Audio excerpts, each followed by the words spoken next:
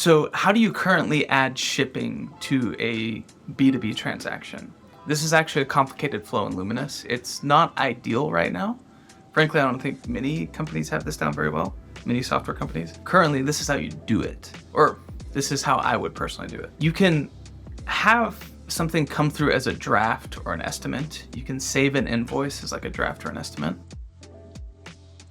And before it gets approved, you can go in. What a lot of times happens is, so we have this shipping widget right here where you can it links up with your ShipStation account and you can get a quote. Honestly, most people don't do that because it's custom packaging that ends up getting done, and you just do that on ShipStation anyways. So we're still actually figuring out the best way to do this, but a lot of times what happens is you have basically the estimate that comes in.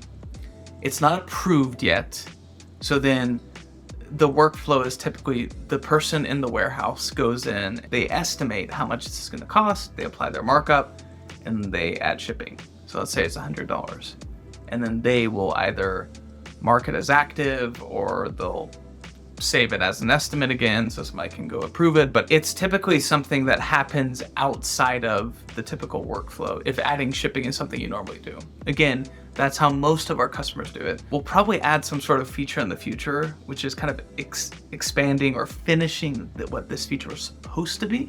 This was supposed to be able to like automatically apply a shipping estimate with a markup, but unfortunately it doesn't really work that way. Again, the best way to do it, in my opinion, is invoice gets submitted or B2B portal order comes through as a draft or an estimate. Person in the warehouse comes in and adds shipping, and then it gets approved and goes through the normal payment flow.